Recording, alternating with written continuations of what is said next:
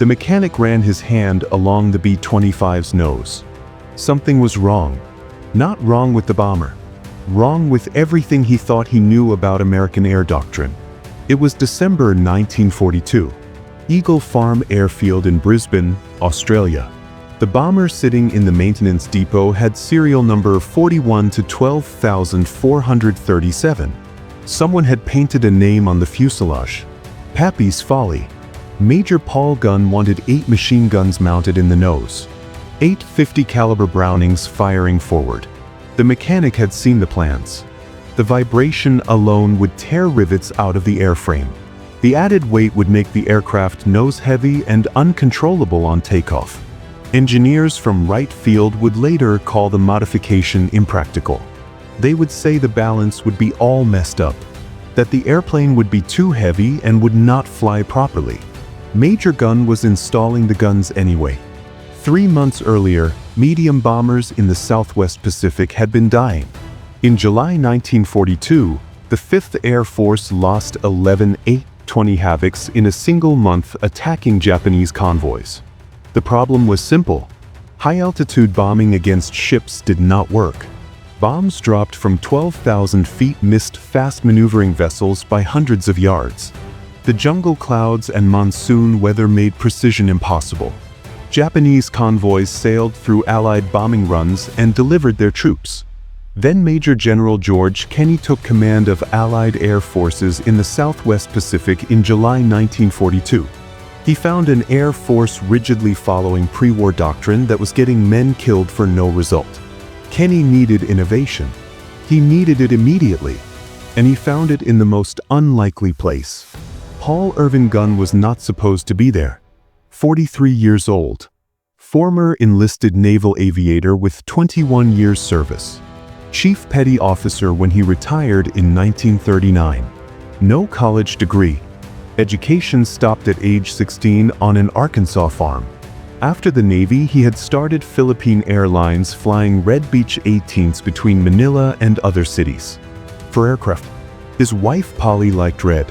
When the Japanese invaded the Philippines in December 1941, Gunn was flying supplies for American forces.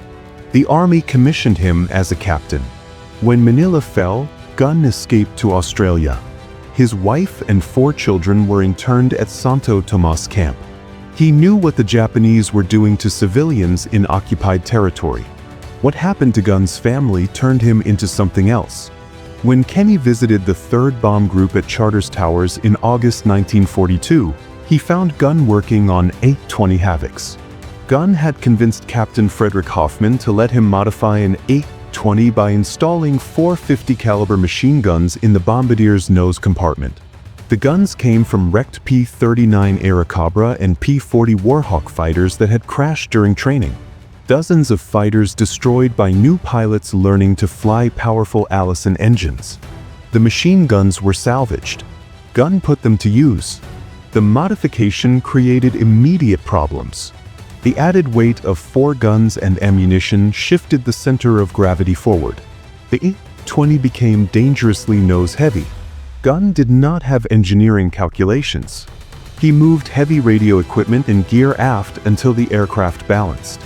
Trial and error. Empirical adjustment overriding theoretical design constraints. On September 12, 1942, modified A-20s from the 89th Bomb Squadron attacked a Japanese airfield at Buna. They destroyed 14 enemy aircraft on the ground. 0-20 losses. The strafer concept worked. Kenney saw the results. He immediately assigned Gunn to his personal staff as Special Projects Officer. Gunn's new job was to modify every aircraft he could get his hands on, turn them into what Kenney called commerce destroyers. Low-level attack aircraft that could suppress enemy fire and sink ships. But the A-20 lacked range. Kenney needed the B-25 Mitchell, medium bomber with longer reach and greater payload capacity. By December 1942, Gunn had designed the ultimate strafer conversion for the B-25. 4 .50 caliber Brownings installed in the nose where the bombardier's glazing had been. Metal panels replaced the plexiglass. The guns fired through the old bomb aiming panel, making air sealing easier. 4 more Brownings mounted in streamlined gun pods on each side of the lower fuselage beneath the cockpit. 2 guns per pod. The cheek packages were bolted to metal brackets and enclosed by metal blisters fastened to the fuselage. 8 forward-firing 50 caliber machine guns. The extreme vibration from muzzle blast required reinforcing the metal fuselage skin around the gun pods. Additional bracing was installed between the fuselage and engine nacelles to prevent wing damage from recoil forces. When all 8 guns fired simultaneously, the aircraft breathed fire. The first prototype was 41 to 12,437. Pappy's Folly. Mechanics at Eagle Farm worked through November and December modifying the bomber. The weight problem was worse than the A-20. Despite added lead ballast in the tail, the B25 remained dangerously nose-heavy. Rivets popped out from firing vibration. Gun made adjustments. Moved equipment. Redistributed weight. Made it work. By early February 1943, the 5th Air Force Service Command had modified 12 B-25s. Enough to equip 1 squadron. The 90th Bomb Squadron of the 3rd Attack Group received the aircraft. The squadron commander was Major Edward Larner. His orders were to learn skip bombing and check out his crews. Skip bombing had been developed by Major William Benn of the 63rd Bomb Squadron flying B-17s in late 1942. The technique required flying on the deck at 200 to 250 feet above the ocean, approaching the target at high speed parallel to the ship, dropping bombs as the aircraft approached. The weapons, armed with 5-second time fuses, hit the water and skipped like flat stones. They either skipped into the ship and exploded on impact or sank alongside the hull and detonated next to it, mining the vessel. Ben had demonstrated the technique in the B-17, but Kenny realized the strafer B-25s were better suited for the job. Twin-engine aircraft were more agile than 4-engine B-17s, more expendable, and the nose guns solved the major problem with low-level attacks. Japanese destroyers carried 127mm guns effective against high-altitude bombers, but they were designed to engage distant targets. A bomber flying straight at the destroyer at mast height and 200 miles per hour created an impossible defensive situation. The destroyer's main guns could not depress low enough. The light anti-aircraft guns were the only defense, and those crews stood exposed on deck. 8 50 caliber Brownings firing armor-piercing rounds cleared ship decks instantly. The heavy slugs traveled at 2,910 feet per second, fired at 850 rounds per minute per gun. Combined rate of fire for all 8 guns was 6,800 rounds per minute. In a 5-second burst, over 560 armor-piercing rounds swept the target. They penetrated deck plating, destroyed gun positions, killed anyone exposed. The ships were blinded and defenseless before the bomber dropped its payload. Major Larner trained his crews by skip bombing practice runs against a British ship wrecked on a reef in Port Moresby Harbour. Kenny watched them train. He later recalled seeing a couple of them practicing on the old wreck. They did not miss. It was pretty shooting and pretty skip bombing. Kenny had a hunch the enemy was going to get the surprise of their lives. On February 25, 1943, Allied radio intercepts revealed a large Japanese convoy scheduled to arrive in the Bismarck Sea early in March. The convoy was sailing from Rabaul to Lae, New Guinea. Intelligence indicated 16 ships, 8 transports carrying the 51st Imperial Infantry Division, 8 destroyers as escort, over 6,900 troops, 30,000 tons of fuel, ammunition, and supplies. The Japanese garrison at Lae was under pressure. This convoy was their reinforcement. The plan was risky. Allied air power in the area was strong, but Japanese commanders decided the risk was acceptable. Otherwise, the troops would have to land elsewhere and march through inhospitable swamp, mountain, and jungle terrain without roads. Better to risk the convoy. Kenny ordered maximum effort. All available aircraft. The strafer B-25s would get their combat debut. March 1, 1943. A B-24 Liberator spotted the convoy north of New Britain. 16 ships as intelligence had predicted.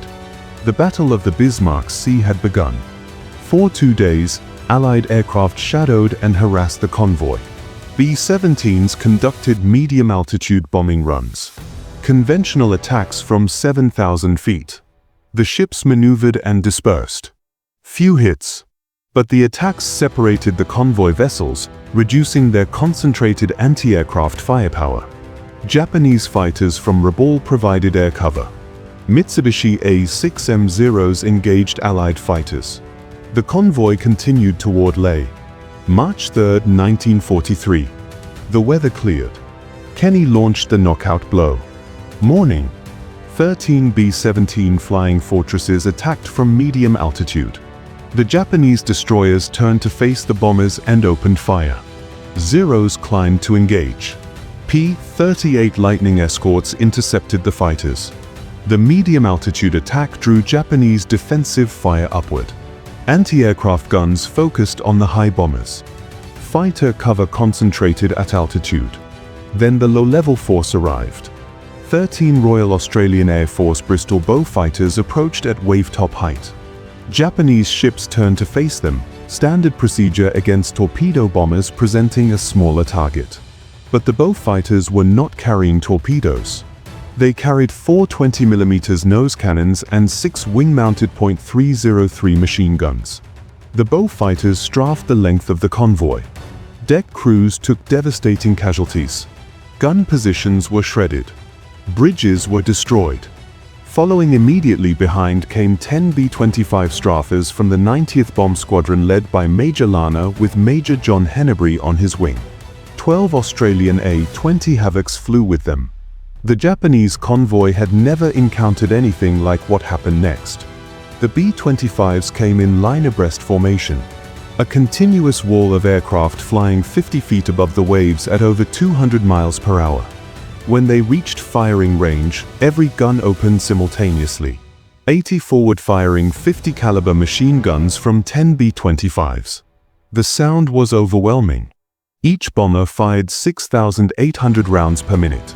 Combined firepower threw over 1,100 armor-piercing rounds per second at the convoy. The heavy bullets walked across ship decks like a steel rainstorm. Gun crews were cut down instantly. Officers on bridges disintegrated. Anti-aircraft positions ceased to exist. One witness aboard a bow fighter later described watching hundreds of Japanese blown off the deck by the machine guns. They splintered around in the air like sticks in a whirlwind and fell in the water. With deck defenses obliterated, the B-25s released their bombs. 500-pound bombs with delayed fuses dropped from 100 yards. The bombs hit the water and skipped directly into ship hulls at the waterline. Underwater detonations crushed the sides of vessels. Ships began sinking in minutes. The first ship hit was the destroyer Shirayuki. Strafing and bombing attacks landed almost simultaneously. Nearly everyone on the bridge became casualties, including Rear Admiral Masatomi Kimura, who commanded the convoy escort. He was wounded. One bomb started a magazine explosion that broke the stern off the ship. Shirayuki sank rapidly. The crew, including Kimura, were transferred to destroyer Shikinami before she went down. Captain Robert Chatt, flying B-25 nicknamed Chatterbox, put 8 guns on target and skipped a 500-pound bomb directly into the bridge of a destroyer. The ship veered wildly to port out of control and collided with transport Nojima. Both vessels sank. Captain Glenn Clark bombed the same ship, setting it on fire. Captured diaries kept by Japanese sailors and soldiers recorded that the decks were washed with a sea of blood. Captain Dixie Dunbar and Lieutenant Jack Taylor attacked Kembu Maru, the smallest ship in the convoy. Their combined assault left the ship sinking. It was the first transport to go to the bottom that day. Destroyer Tokitsuke's took a bomb in her engine room and was abandoned. Destroyer Arashio was hit and collided with transport Nojima, disabling both ships. They were abandoned and later sunk by air attacks. By the time the strafers and A-20s finished their first pass, every single transport had been hit multiple times. Several destroyers were badly damaged or sinking. The entire attack lasted 15 minutes. 14 B-25s returned that afternoon. They found burnt-out hulks still afloat. One destroyer remained barely alive. A B-25 from Major Lana's squadron skipped a bomb into it and sent it to the bottom. When reconnaissance aircraft flew over the next morning, the Bismarck Sea was empty except for debris and survivors clinging to wreckage. The final tally shocked both sides. All 8 transports destroyed. 4 destroyers sunk, including Shirayuki, Tokitsuke's, Arashio, and Asashio. Approximately 2,890 Japanese soldiers and sailors killed. Equipment and supplies totaling 30,000 tons lost. The entire reinforcement operation annihilated. Allied losses were 4 aircraft shot down and 2 that crash-landed near base. 13 aircrew killed. 12 wounded. General Douglas MacArthur issued a communique calling the battle one of the most complete and annihilating combats of all time. He was not exaggerating. Naval historian Admiral Samuel Eliot Morrison later referred to the attack as the most devastating attack of the war by airplanes against ships. The Japanese response was immediate and unambiguous. Rabaul Staff Officer Masateko Kamiya stated that their losses for this single battle were fantastic. Not during the entire savage fighting at Guadalcanal did they suffer a single comparable blow. They knew they could no longer run cargo ships or even fast destroyer transports to any front on the north coast of New Guinea east of Wewak. Japan never again attempted to send a large convoy to Lae. The B-25 strafer had proven its concept in the most dramatic way possible. The engineers at Wright Field who had declared the modification impractical learned about the Bismarck Sea results while meeting with General Hap Arnold in Washington. They had received guns modification blueprints and were explaining why the balance would be all wrong and the airplane would not fly properly. When Kenny heard enough, he interrupted.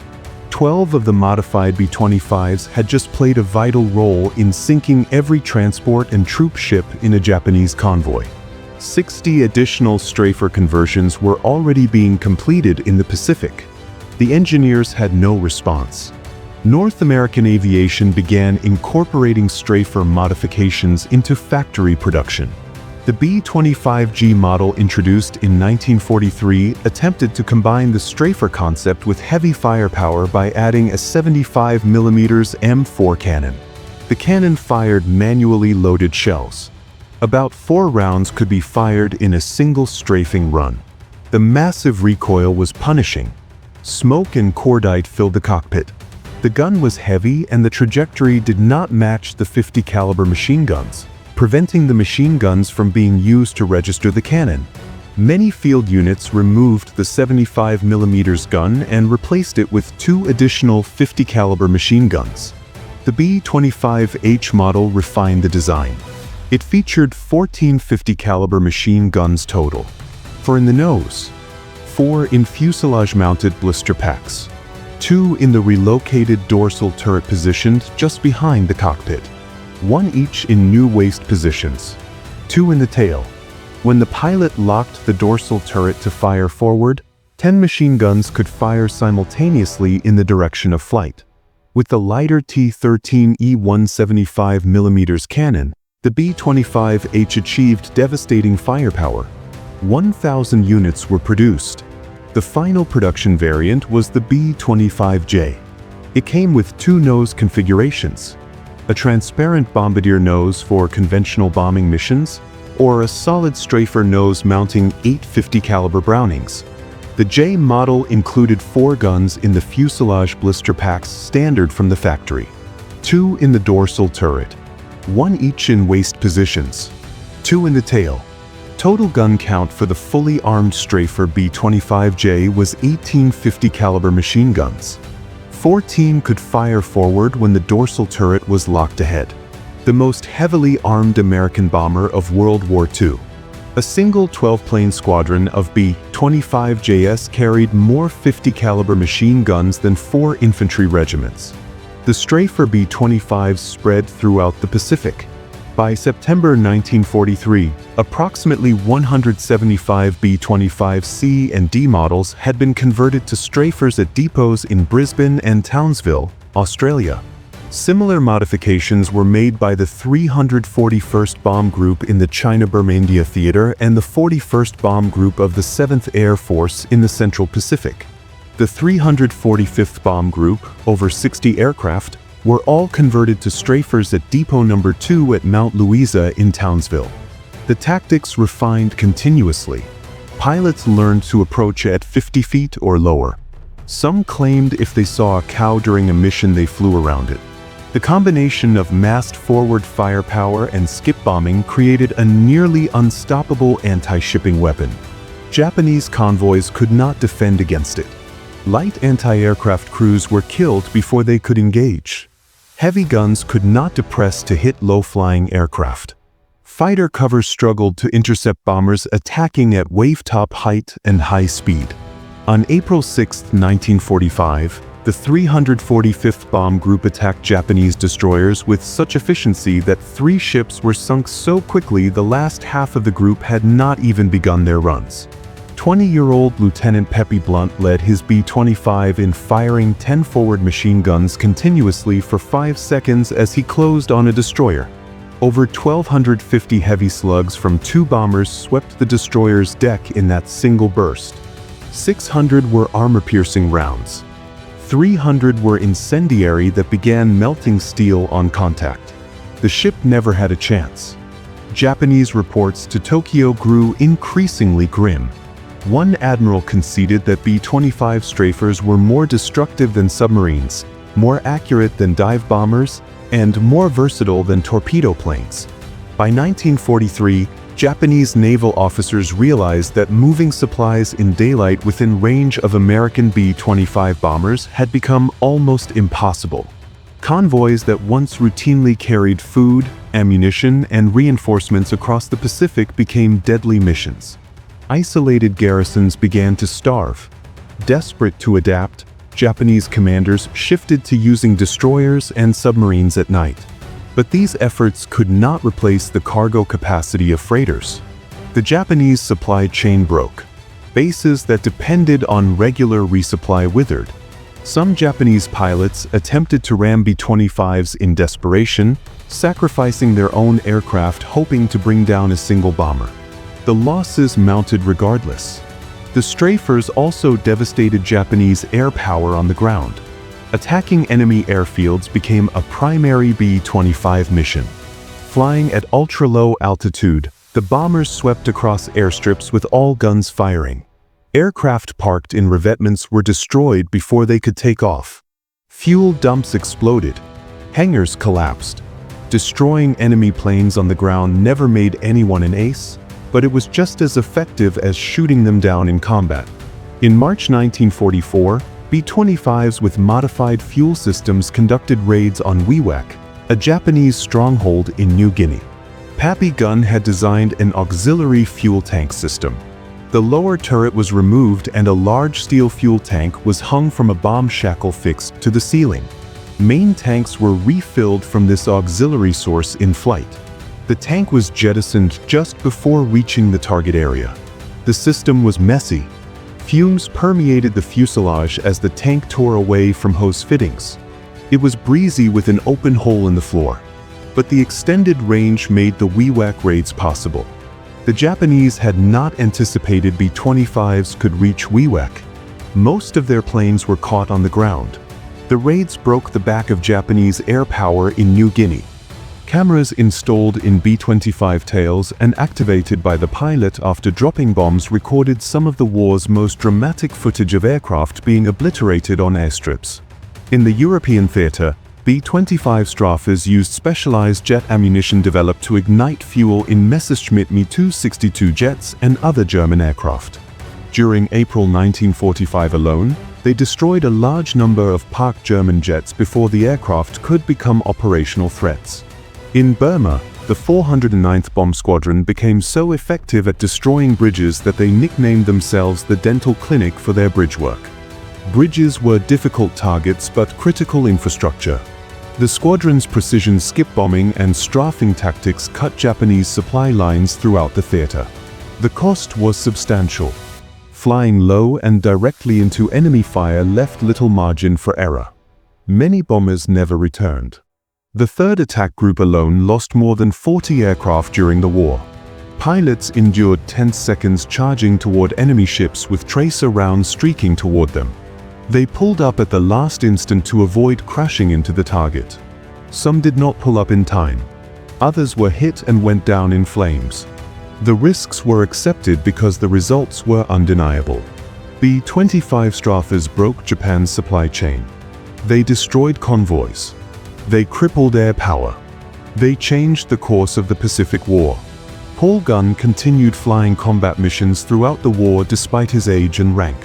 He was promoted to lieutenant colonel and earned 2 distinguished flying crosses, the Silver Star, Legion of Merit, Air Medal, and 9 Purple Hearts. 9 times wounded. 9 times he returned to combat. On one occasion, Gunn loaded a B-25 so heavily with mechanics, baggage, tools, and bombs that the tail settled to the ground while the nose wheel lifted off the ramp. Crew members were certain the aircraft could not fly. They were reminded that Colonel Gunn often flew tail-heavy and to get everything aboard and get off the base immediately. The overloaded bomber took the entire runway and barely cleared the end on takeoff.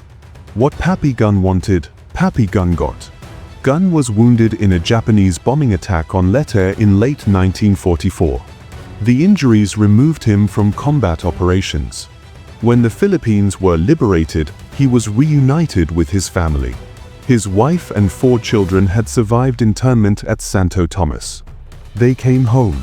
Gunn retired from the army as a full colonel on June 30, 1948, due to physical disability. He returned to the Philippines and rebuilt Philippine Airlines. The company expanded to provide flights across the South Pacific. It still operates today. On October 11, 1957, Gunn was flying a chartered Beech 18 when he encountered a storm over the Philippines. The aircraft crashed. There were no survivors. Paul Levin Gunn was 57 years old. He is buried at Barranca's National Cemetery at Naval Air Station Pensacola. Major Edward Lana, who led the 90th Bomb Squadron to victory at Bismarck Sea, did not survive the war. On April 30, 1943, less than 2 months after his triumph, Lana was landing at Dobajira. He performed his trademark maneuver, diving toward the airstrip and flying low over the field before pulling up sharply into a chandelle. Usually he performed this in a B-25 that was not full of fuel, 8 passengers, baggage, tools, and 2,000 pounds of bombs. When Lana pulled up, the overloaded plane stalled, went into a flat spin, and crashed. The aircraft exploded on impact. There were no survivors. He left behind a wife and 2 daughters. The B-25 Mitchell served in every theater of World War II. Approximately 9,816 were built. Over 60% were allocated to the Pacific, where the Strafer variants achieved their greatest impact. The aircraft remained in service with some nations into the 1970s. The Indonesian Air Force flew B-25 Strafers until 1974. The innovation that created the B-25 Strafer came not from factory designers or military doctrine, but from mechanics and pilots improvising solutions in remote bases. Men like Pappy Gunn, who refused to accept that high-altitude bombing was the only answer. Who salvaged machine guns from wrecked fighters and bolted them to bombers everyone said would not fly. Who moved equipment and redistributed weight through trial and error until impossible modifications became functional aircraft. The engineers at Wright Field were correct that the modifications violated design principles. The aircraft should not have worked. But they did work. They worked because desperate men with limited resources and unlimited determination made them work. Because the alternative was watching convoys deliver enemy reinforcements while Allied bombers dropped ineffective bombs from safe altitudes. What Pappy Gunn created was not elegant engineering. It was brutal effectiveness. A medium bomber transformed into a low-level gunship that cleared ship decks with overwhelming firepower and delivered precision bombs at point-blank range.